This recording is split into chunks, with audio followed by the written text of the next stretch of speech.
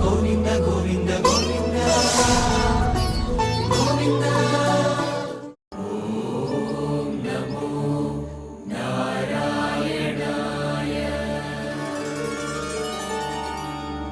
ఓం నమో వెంకటేశాయ.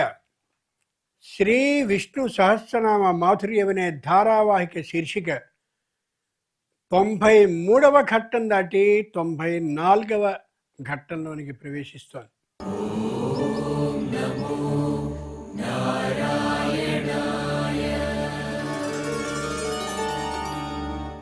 ఆ దేవదేవుని అనుగ్రహం కాని ఉండి ఉండకపోతే ఇలా నిర్విఘ్నంగా సానందంగా ససంతోషంగా సాగే అవకాశం ఉండేది కాదు. ఆయన తలుచుకుంటే అవుతుంది, తలుచుకోకుంటే కాదు. ఎంత అదృష్టవంతులమో కాబట్టి ఆయన అలా నిరంతరాయంగా మన మీద అనుగ్రహాన్ని చూపిస్తూనే ఉన్నాడు. ఎంత దైవ అనుగ్రహం ఉన్నప్పటికీ కూడా మానవ ప్రయత్నం అనేది కూడా అవసరం. కాబట్టి లౌకికంగా ఉండేటటువంటి తల్లిదండ్రులు అలాగే వారి సంతానం వాళ్ళు కూడా విష్ణు సహస్రనామ మాధుర్యం ద్వారా కొన్ని కొత్త విషయాల్ని మేము తెలుసుకోగలుగుతున్నాము అని ఫోన్ల ద్వారా, ఉత్తరాల ద్వారా, ఈమెయిళ్ళ ద్వారా తెలియచేస్తూ ఉండడం నిజంగా ఆనందించదగిన విశేషం. ఇటువంటి ఈ ఆనందకర సన్నివేశంలో మీరు 65 నుండి 74వ శ్లోకం వరకు చదవబోయే ముందు ఓ ముఖ్యమైనటువంటి నామానికి సంబంధించిన కొద్ది పరిచయాన్ని నేను చేస్తాను.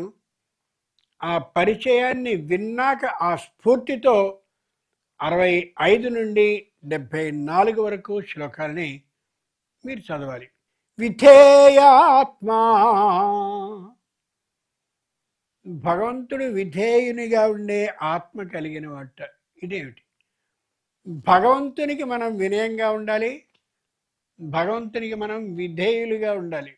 పైనుండేటటువంటి అధికారికే మనం నీ విధేయుడు అని రాస్తున్నావే, భగవంతుడు మనకి విధేయుడిగా ఉండడమా అని అనుమానం వస్తుంది. మీరు ఏదైనా సరే పురాణ ఇతిహాసాలని కానీ చూసినట్లయితే ముందు ఇదేమిటి అన్నట్టుంటుంది, తర్వాత అర్థమవుతుంది. అబ్బో ఇంత అర్థం ఉండి ఇలా ఉందా అని. అర్థమైందా? విధేయాత్మా. హిరణ్యకశిపుడు తపస్సు ప్రారంభించాడు. మామూలు తపస్సు కాదు, చాలా ఘోరమైన తపస్సు చేశాడు మహావిష్ణువు గురించి. ఎంత తపస్సు చేస్తే తాను ప్రత్యక్షం కావలసి ఉందో అంత తపస్సు వాడు చేశాక అప్పుడు ప్రత్యక్షమయ్యాడు. భగవంతుడు అందరికీ ప్రత్యక్షం కాడు. హిరణ్యకశిపుడు అలా తపస్సు విపరీతంగా ప్రారంభించి తృణవల్మీకీచకై అలా తపస్సు చేస్తూ ఉంటే గడ్డి పెరిగిపోయింది. ఆ గడ్డి లోతున కప్పబడిపోయాడు. వల్మీకం అంటే పుట్టలు పెట్టేశాయి. అయినా తపస్సు చేస్తున్నాడు. కీచకై, ఓ చిత్రమైనటువంటి తీరు కలిగిన పురుగులుంటాయి, కీచకము అనే పేరు. అవి పెద్దగా ధ్వని చేస్తున్నాయి. పుట్టకి చిన్న చిల్లులుంటే ఆ చిల్లుల్లో ఈ కీటకాలు చేరి, కీటకము అంటే ఆ పురుగు, కీటకం అంటే మామూలు కీటకం కాదు, పెద్దగా ధ్వని చేస్తున్నాయి. ఆ ధ్వనికి తపస్సు చెడలేదు వాడికి. పెద్ద పుట్టలు పెట్టేస్తే దానికి ఏమవల. అంతేకాక గడ్డి పెరిగిపోయి గడ్డిలో కప్పుబడ్డ ఏమాత్రపు చలి, వర్షం, ఎండకు సంబంధించిన చెమట ఏమీ లేకుండా చేస్తున్నాడు. ఇది అంతా పురాణాలలాగే రాస్తారు. 2026వ సంవత్సరంలో అప్పుడే సగం దాకా వచ్చేసాం మేము. విజ్ఞాన శాస్త్రం ఇంత లావుని పెరిగిపోతే ఈ అజ్ఞాన భాషను మేము నమ్ముతామా అంటా మనం. ఒకటి గుర్తుంచుకోండి, ఎంత పురాణాన్ని మీరు నమ్మితే అంతగానూ కొత్త కాలపు విజ్ఞాన శాస్త్రం ఎంత అబద్ధమో మనకు అర్థమవుతుంది. బాగా అర్థం చేసుకోండి. వ్యక్తికి 3 గుణాలు ఉంటాయి, సత్వ, రజస్, తమో గుణాలని. ఎప్పుడైతే హిరణ్యకశిపుడు తపస్సు ప్రారంభించాడో మొదట్లో సత్వ గుణంతోనే ప్రారంభించాడు. ఇంట్లో పెద్దలు ఉంటారు, వాళ్ళు తాత ముత్తాత ఆ వంశంలోంచి వచ్చినటువంటి వాళ్ళు, తండ్రి వరకు కూడా మా నాన్న ఇలా చేసేవాడు, మా అమ్మమ్మ ఇలా చేసింది, ఏదో అలా చక్కనైనటువంటి పద్ధతితో తినవలసింది ఏదైతే ఉందో, వైద్యానికి గురైనటువంటి ఆ శరీర విధానం ఉన్నప్పుడు ఆ మాత్ర ఏదో వేసుకునో, తినవలసిన పదార్థం ఏదో తినో, ఆ తర్వాత పూజ చేయడం ఏదైతే ఉందో అది తప్పు కాదు. అది సత్వ గుణ విధానమైనటువంటి తపస్సు. అర్థమవుతుంది? తపస్సు అంటే పూజ. అలా కాకుండా పూజ అయ్యేంత వరకు మంచినీళ్ళు తాగను అని చేస్తుంటారు కొందరు. అది మంచిది కాదు, అది రజోగుణ తపస్సు. శరీరం ఏ విష్ణు సహస్రనామో అక్కడ పూజ చేయడం కోసమని మొదలెడితే 40 శ్లోకాలు చదివేసరికి గొంతు ఆరిపోయి మంచినీళ్ళు మంచినీళ్ళు మంచినీళ్ళు అంటూ ఉంటుంది శరీరం. ఆగు ఆగు, ఇంకా 68 శ్లోకాలు ఉన్నాయి అని అంటూ ఉంటాడు వీడు. అది మనసు నిలిచేటటువంటి పూజ కాదు. అర్థమవుతుందా? మూడవది తామసికమైనటువంటి తపస్సు. మొదలుపెట్టి 5 శ్లోకాలు చదవగానే ఏ మనవడో కేర్ పడ్డమో, లేకపోతే ఏ మనవరాలో అమాంతంగా మీద పడ్డమో, ఫాట్ అని వాడిని గొడవడం. అసలు నువ్వు తపస్సు చేస్తున్నావా, ఈ పని చేస్తున్నావా? వద్దు. ప్రశాంతమైనటువంటి ప్రదేశంలో కూర్చుని శరీరం ఏ విధంగానూ మనని ఈ చదివేంతలోగా ఏ విధమైనటువంటి ఇబ్బందికి గురి చేయకుండా ఉండేలా మనని మనం నియమించుకుని చేసే తపస్సు సాత్వికమైన తపస్సు. వీడు పుట్టలు పెట్టేశాయి, గడ్డి ములిచిపోయింది, దీంతో పాటుగా పురుగులు పెద్దగా ధ్వనించడం ప్రారంభించాయి. ఇలా అయిన తర్వాత వాడు తపస్సు మానకుండా చేస్తూ ఉంటే అప్పుడు మహావిష్ణువు ప్రత్యక్షమయ్యాడు. ఎప్పుడు విష్ణువు ప్రత్యక్షం అవుతాడా అని చూస్తున్నటువంటి హిరణ్యకశిపుడు వెంటనే అడగడాన్ని ప్రారంభించాడు. ఆగు. విష్ణువు అన్నాడు, ఆగు, అడగ. మాయోపాయం కలిగినటువంటి వాడు విష్ణువు కాబట్టి గబుక్కున నాకు ఏదైనా వరం ఇయ్యకుండా ఉంటాడా అని వాడు దురాలోచనతోనే ఇంకా చూసారా, వాడు ఇంకా దురాలోచనతోనే ఉన్నాడు. నువ్వు ఏ స్థాయి తపస్సు ఎంత స్థాయిలో చేశావో అంత స్థాయి తపస్సుకి సరిపోయే వరాన్ని ఇస్తాను, కానీ ముందు నువ్వు చేసినటువంటి తపో విధానం తప్పు. నీ శరీరం అంతా కూడా ఎండిపోయింది, శరీరంలో ఉన్న రక్తం మాంసం అన్నీ పోయాయి, విపరీతంగా శుష్కించిపోయావు. నీ శరీరంలో ఉన్న నాడులన్నీ కూడా కనిపిస్తూ ఉన్నాయి. నీ కళ్ళలో తేజస్సు పోయింది. కళ్ళలో తేజస్సు అంటే హిరణ్యకశిపుడికి తేజస్సు ఏమిటి అనుకోకూడదు.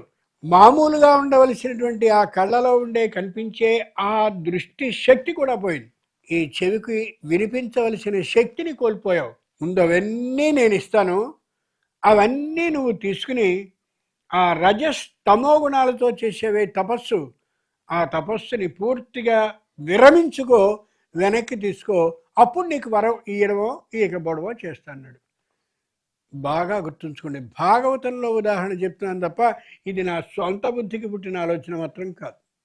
మీ శరీరం అంతసేపు ఏదో 40 నిమిషాలు మీరు పూజ చేయదలిస్తే 40 నిమిషాల పాటు మీ శరీరం ఏ విధమైన అభ్యంతరాలకి గురి కాకుండా ఉండేలా మిమ్మల్ని మీరు నియమించుకుని కానీ పూజ చేస్తే అది సరైంది.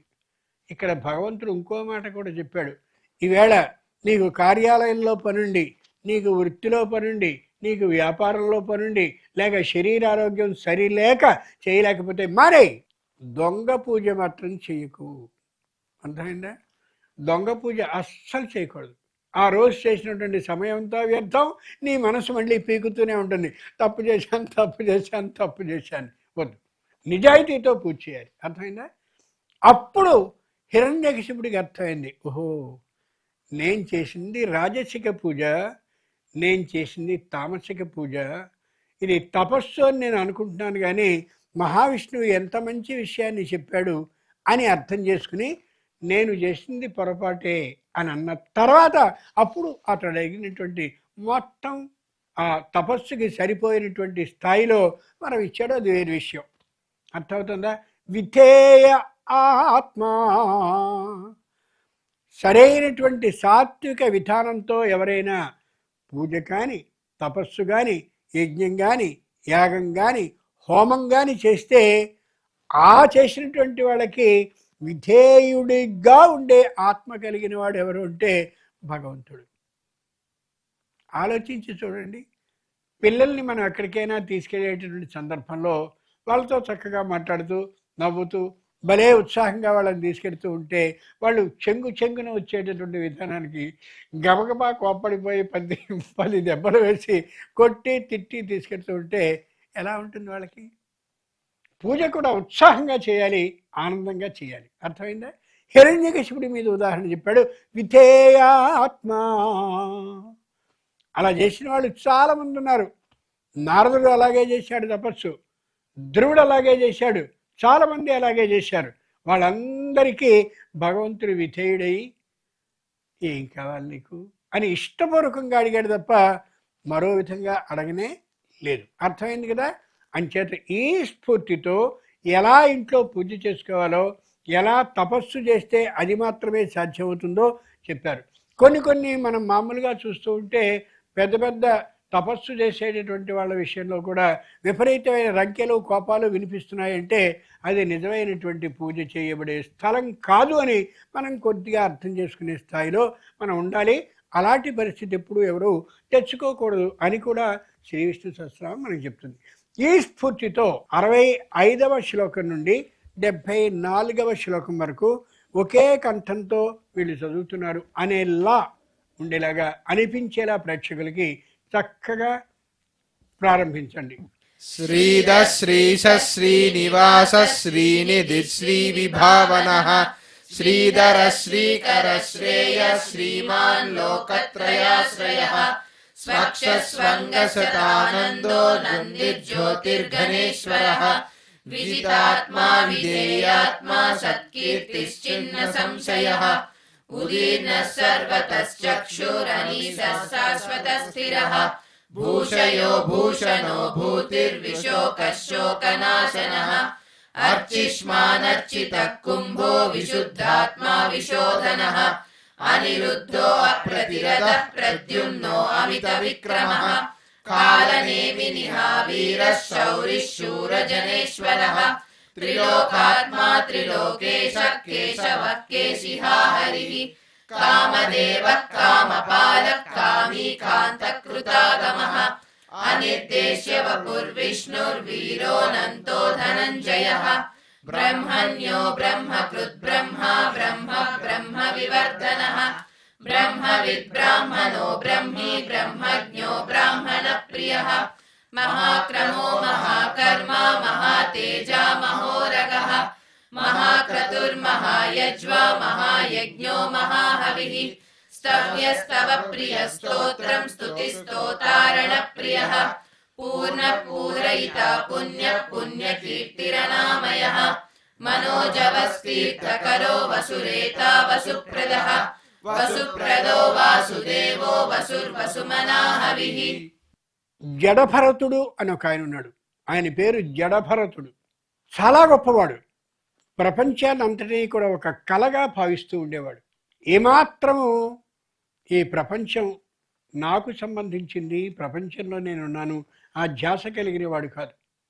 ఎవరైనా ఒక పని అప్పచెప్పినట్టయితే పనిని చాలా ఇష్టంగా పూర్తి చేస్తూ ఉండేవాడు. అన్నదమ్ములు గమనించి వాళ్ళ ఇళ్లలో పనుల్ని కూడా ఇతరికి అప్పచెప్పేవారు చెయ్యాలి అని. ఎప్పుడూ కాదు అనేవాడు కాదు, చక్కగా హాయిగా పని చేస్తూ ఉండేవాడు.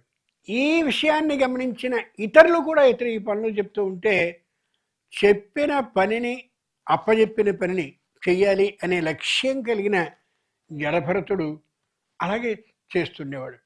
ఇప్పటికీ మన కుటుంబాల్లో మన బంధువుల్లో కొందరు ఉంటారు, ఏమే ఈ పన్ను చేయవా అంటే ఖచ్చితంగా చేస్తాను అని చేసేవాళ్ళు. శరీరంలో ఉన్న ఓపిక మొత్తం అంతా కూడా చుట్టాలకి చాకిరీ చేయడంతో పాపం వాళ్ళు పోగొట్టుకుంటారు. తర్వాత వృద్ధాప్యం వచ్చాక వీళ్ళని పట్టించుకునే వాళ్ళు ఉండరు. గుర్తుంచుకోండి, పట్టించుకునే వాళ్ళు ఉండరు. ఆ సుబ్బత్తని పిలిస్తే అన్ని పనులు చేసేస్తుంది. ఆవిడకి కావాల్సింది చిన్న పొగడత, మొత్తం అంతా కూడా చేసుకుంటుంది. వృద్ధాప్యం వచ్చిన తర్వాత కాళ్ళు కీళ్ళు అన్నీ పట్టేశాక ఈ చేయించుకున్న వాళ్ళలో ఎవరిని పిలిచినా మళ్ళీ కనిపించరు వాళ్ళు. జడభరతుడు అనేవాడు వీళ్ళందరికీ మూల పురుషుడు అని అనుకోవాలి. విష్ణు సహస్రనామం ఏం చేస్తుందంటే లౌకికంగా జీవితంలో బతకడాన్ని నేర్పుతుంది. ఆ జడభరతుడు పొలంలో పనిచేస్తున్నాడు, మామూలుగా కాదు, విపరీతంగా చేస్తున్నాడు. అదే మార్గంలో వెడుతున్నాడు ఓ రాజుగారు. రాజుగారు వెడుతూ ఉంటే ఆ వెళ్ళేటటువంటి గుర్రాల్లో ఒకదానికి అకస్మాత్తుగా చిన్నగా ఒక వ్యాధి వచ్చి అలా కుప్పకూలిపోయింది. కుప్పకూలిపోతే బాగా ఆలోచించాడు, ఎలా ఇప్పుడు నేను పొరుగురు వెళ్ళాలి అని అనుకుంటూ అక్కడ ఒక పల్లకి ఒకటి కనిపిస్తూ ఉంటే ఆ పల్లకి వేసుకుని బయలుదేరుతా ఉండగానే 3 బోయీలు దొరికారు. 3 బోయీలు మాత్రమే ఉన్నారు, 4వ బోయి దొరకల. వెంటనే ఇతను చూస్తే చాలా బాగా పనిచేస్తున్నాడు, ఏ పని ఎవరు చెప్పినా కాదు అనకుండా చేస్తున్నాడు. సరే అయితే ఇలా రా అన్నాడు. వచ్చాడు. ఈ పలకిని పోయి అన్నాడు. అమాయకుడు కదా, అంచేత అధికారంతో అన్నాడు రాజునేని. ఈయన 4వ వైపున బోయిగా మోస్తూ ఉంటే ఎప్పుడూ బోయి పని చేసిన వాడు కాదు, అంచేత ఇలా అలా అలా ఇలా పాపం ఆ పల్లకి బొంగుతోంది, అలా అవుతోంది. వాళ్ళు 3 బోయీలు ఎప్పుడూ బోయి పని చేసేవాళ్ళే కాబట్టి వాళ్ళకి బ్రహ్మాండంగా మోత అలవాటు ఉంది, వెళ్ళిపోతున్నారు కూడా. అంచేత ఇలా అవుతూ ఉంటే ఈయన కోపం వచ్చింది. ఏడయా, నేను ఈ దేశాన్ని పరిపాలించే రాజుని, నువ్వు ఇలా మొయ్యకుండా సరిగా ఉన్నావేంటి, అశ్రద్ధ ఏమిటి అని గట్టిగా తిట్టాడు. అప్పుడు అన్నాడు, ఏమిటయా మళ్ళీ ఊసారాను అని. ఏమిటి సరిగా మొయ్యేమిటి, నువ్వు ఇలా చేస్తున్నందువల్ల ఇలా ఇలా పల్లకి తలకిందులవుతోంది, నేను పడిపోయే పరిస్థితి కూడా వస్తోంది, సరిగా మొయ్యి అని. అప్పుడు యువతలకు వచ్చి ఆ 3 మాత్రమే మోస్తూ వాళ్ళు జాగ్రత్తగా పట్టుకుంటే పల్లకి లోంచి ఆయన పడిపోకుండా అన్నాడు, రాజా, అధికారం శాశ్వతం కాదు, ఏ క్షణంలో అయినా పోతుంది. ఇప్పటి వరకు నీకు బోయిగా ఉండి పల్లకీని మోసానే, నేను నీకు సేవకునిగా ఉన్నా, నువ్వు నాకే జీతాన్ని ఇవ్వలా, నేను జీతం కోసం వచ్చిన వాడిని కాదు, నేను యువతలకు వచ్చా.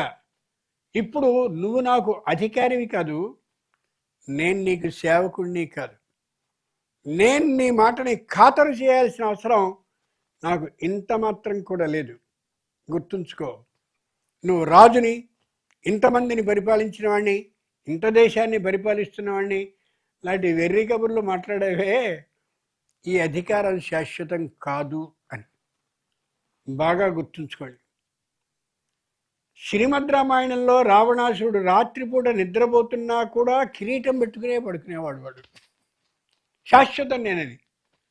ఏమయ్యాడు చివరికి, కోతులతో చచ్చాడు. అర్థమైందా? కోతులన్నీ కలిసి దండయాత్ర చేస్తే చచ్చాడు. అర్థమైందా? భగవంతుడు ఎవరికి విధేయుడిగా ఉంటాడు అంటే సాత్వికమైనటువంటి పద్ధతితో పూజ చేసేటటువంటి వారికి, భగవంతుణ్ణి ఆరాధించేటటువంటి సాత్వికులైనటువంటి వ్యక్తులు ఎవరైతే ఉంటారో వాళ్ళని ఆదరించే వారికి కూడా. జడభరతుడు విపరీతంగా తపస్సు చేసేవాడు సాత్వికమైన పద్ధతిలో. ఆ కారణంగా భగవంతుడికి ఆకర్షణ పాత్రుడయ్యాడు. ఈ వచ్చేటటువంటి రాజుగారికి విపరీతమైన రాజస తామస గుణాలు, అంటే రజస్తమో గుణాలు ఉన్న కారణంగా ఆకర్షణ పాత్రుడు కాలేదు భగవంతుడి విషయంలో. కాబట్టి గుర్తుంచుకోవాలి, అధికారం ఎప్పుడు శాశ్వతం కాదు. కాబట్టి అధికారం ఎప్పుడు పోతుందో అనేటటువంటి భయంతో ఉండాలి. ఆ పరమేశ్వరుని యొక్క అనుగ్రహాన్ని పొందేందుకు నిరంతరం చాలా జాగ్రత్తగా ప్రయత్నిస్తూ ఉండాలి, సాధించుకోగలగాలి. ఈ విశేషాన్ని చెప్తుంది విధేయాత్మ. భగవంతుడు ఎవరికి విధేయుడిగా ఉంటాడంటే సాత్వికమైనటువంటి బుద్ధితో తపస్సు చేసే వాళ్ళకి, నిరంతరం భగవద్ ఆలోచనతో ఉండే వాళ్ళకి మాత్రమే. అయ్యో అస్తమానం భగవంతుడినే తలుచుకుంటూ ఉంటే మా వృత్తి, వ్యాపార, ఉద్యోగాలు, కుటుంబాలు ఎలా నడుస్తాయి అంటే భగవంతుడికి ప్రత్యేకంగా కొంత సమయాన్ని కేటాయించుకో జీవితంలో. కంచికామకోటి పరమాచార్యుల వారైనటువంటి శ్రీ శ్రీ శ్రీ చంద్రశేఖరేంద్ర మహాసరస్వతి స్వాముల వారు ఒకనాడు సభలో చెప్పారు, నీకు ఎన్ని సంవత్సరాల వయస్సు అయితే సంవత్సరానికి 1 నిమిషం చొప్పున అన్ని నిమిషాలు మాత్రమే పూజ చేయి. నీ పిల్లవాడు 9 ఏళ్లవాడైతే విష్ణు సహస్రనామం మొత్తం చదవాలి అని కానీ అన్నట్లయితే వాడు పరీక్షలో తప్పి కూర్చుంటాడు. అంచేత వాడు 9 నిమిషాలే పూర్తి చేయాలి. నీ వయసు 43 అని నిమిషాలు చేయి. ఎలా తెలుస్తుంది? ఈ దిక్కుమాలకి అన్న పిశాచులు ఉన్నాయిగా, దాంట్లో అలారం పెట్టుకో, శుభ్రంగా చెప్తుంది నీకు. 40 నిమిషాలు అయ్యేసరికి అలారం కొట్టన్నావు, 3 నిమిషాల్లో ముగించాలిరా బాబు అని మనకి. అన్నీ మనకున్నాయి ఉపయోగించుకునే విధానం. భగవంతుడు ఎంత గొప్పవాడో. విధేయాత్మ, అది విశేషం. ఈ స్ఫూర్తితో 65 నుండి 74వ శ్లోకం వరకు ఉచ్చైర్నాదంతో చదవండి, ఏకకంఠంతో చదవండి, ప్రారంభించండి. శ్రీధ శ్రీశ శ్రీనివాస శ్రీనిధి శ్రీ విభావనః శ్రీధర శ్రీకర శ్రేయ శ్రీమాన్ లోకత్రయాశ్రయః స్వక్షస్వంగశతానందో నందిర్జ్యోతిర్గణేశ్వరః విజితాత్మా విధేయాత్మా సత్కీర్తిశ్చిన్న సంశయః ఉదీర్ణः సర్వతశ్చక్షురనీశः శాశ్వతస్థిరः భూషయో భూషణో భూతిర్విశోకः శోకనాశనः అర్చిష్మానర్చితः కుంభో విశుద్ధాత్మా విశోధనः అనిరుద్ధో అప్రతిరథ ప్రద్యుమ్నో అమిత విక్రమः కాలనేమినిహా వీరः శౌరిः శూరజనేశ్వరः త్రిలోకాత్మా త్రిలోకేశः కేశవः కేశిహా హరిः కామదేవः కామపాలः కామీకాन्तకృతాగమः అనిర్దేశ్య వపుర్విష్ణుర్వీరోऽనంతో ధనంజయः బ్రహ్మణ్యో బ్రహ్మకృద్బ్రహ్మ బ్రహ్మ బ్రహ్మ వివర్ధనः బ్రహ్మవిద్బ్రాహ్మణో బ్రహ్మీ బ్రహ్మజ్ఞో బ్రాహ్మణ ప్రియः మహాక్రమో మహాకర్మా మహాతేజా మహోరగः మహాక్రతుర్మహాయజ్వా మహాయజ్ఞో మహాహవిః స్తవ్యస్తవ ప్రియ స్తోత్రం స్తుతిస్తోతారణ ప్రియః పూర్ణ పూరయితా పుణ్య పుణ్యకీర్తిరనామయః మనోజవస్తీర్థకరో వసురేతా వసుప్రదః వసుప్రదో వాసుదేవో వసుర్వసుమనాహవిః.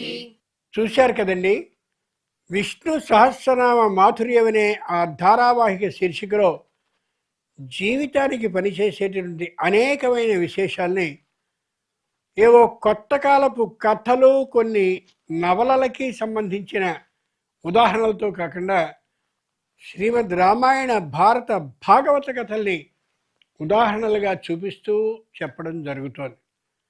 పిల్లలకి సరైనటువంటి మార్గం నిర్దేశింపబడాలంటే తల్లి కానీ తండ్రి కానీ లేదా తల్లిదండ్రులు కానీ చెప్తే వినేటటువంటి రోజులు దాదాపుగా లేకుండా పోతున్నాయి. కాబట్టి సరైనటువంటి విధానాన్ని చెప్పేది ఇదిగో ఈ పురాణ ఇతిహాసాలే అనే యథార్థాన్ని గ్రహించవలసిందిగా కోరుతూ ఇలాగే ఈ శీర్షికని ఆ పరమేశ్వరుడు మీ అందరి చేతను అలా ఆకర్షింపబడేలాగా, అలాగే సాగుతూ ఉండేలాగా అనుగ్రహించాలని స్వామి యొక్క పాదపద్మాలకి మోకరిల్లుతూ ఓం నమో వెంకటేశాయ.